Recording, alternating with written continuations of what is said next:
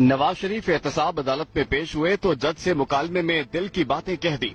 नवाज शरीफ ने एहतसाब अदालत के जज से सवाल किया, क्या मेरे खिलाफ फैसला देने वाले जजों को मॉनिटरिंग जज लगाया जा सकता है? क्या किसी सुप्रीम कोर्ट के बेंच ने JIT की निगरानी की? क्या किसी ने इकामे पर मुझे नाअहल करने की दरखास्त दी थी? क्या किसी लफ्ज की तशरीह के लिए गुमनाम डिक्शनरी इस्तेमाल की जाती है? जिस पर जज मोहम्मद बशीर ने कहा कि आप ये सवाल उन्हीं से जाकर पूछें। इस पर नवाज शरीफ ने कहा, काश आप अपने सीनियर जजेस को बुलाकर पूछ सकते कि हर आइन शिकनी और हर गद्दारी को जवाज क्यों बख्शा। जजेस ने अपने हल्फ से बेवफाई करके आमिरों के हाथ पर बैत क्यों की। नवाज शरीफ ने अपने गवाह पेश करने से इनकार करते हुए कहा कि इस्तगासा मेरे खिलाफ कुछ भी साबित करने में नाकाम रहा, इसलिए मुझे अपने दिफा में शवाहिद पेश करने की जरूरत नहीं। नवाज शरीफ ने कहा कि जनरल रिटायर्ड परवेज मुशर्रफ के खिलाफ गद्दारी का मुकदमा चलाने की सजा दी गई। मेरी नाअहली और पार्टी सदारत से हटाने का खेल कौम जानती है। हर दौर के आमिरों को मुंसिफों ने खुशामदीद कहा और बैत की। 12 अक्टूबर को परवेज मुशर्रफ नामी जर्नैल ने इक़्तिदार पर कब्जा जमाया। 8 साल बाद फिर इमरजेंसी लगाई और 60 जजों को गिरफ्तार किया।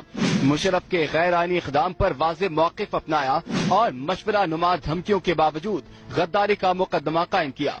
आसिफ जरदारी ने मसलहत से काम लेते हुए गैर आईनी इक़दाम की पार्लियामेंट से तौसीक का कहा तो इनकार कर दिया। परवेज मुशर्रफ जनवरी 2014 में अदालत पेशी के लिए निकला और अस्पताल पहुंच गया। कोई कानून उसे हथकड़ी न लगा सका। नौबत आई तो घर को ही सब जेल करार दे दिया गया। नवाज शरीफ का कहना था 2014 में बनी गाला जाकर इमरान खान से मिला तो उन्होंने धांधली और धरनों की कोई बात ना की, मगर मुशर्रफ के खिलाफ मुकदमा बनते ही इमरान खान और कादरी लंदन में मिले और फिर धरनों का तूफान खड़ा कर दिया गया। अंपायर कौन था? खुफिया एजेंसी के सरबराह ने पैगाम दिया, इस्तीफा दे दें या बाहर चले जाएं। मातहत मुलाजिम का ये पैगाम अफसोसनाक है।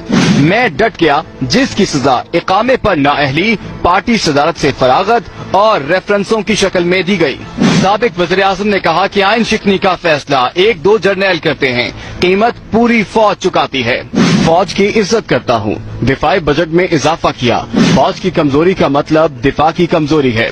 पाकिस्तान की सरबुलंदी के लिए अरबों डॉलर ठुकरा दिए और एटमी धमाके किए। घर की खबर लेने और हालात ठीक करने का कहा तो उम्र भर के लिए नाअहल करार देना और सियासत से आउट करना ही वाहिद हल समझा गया। हुब्बुल वतनी का सर्टिफिकेट लेना तौहीन समझता हूँ।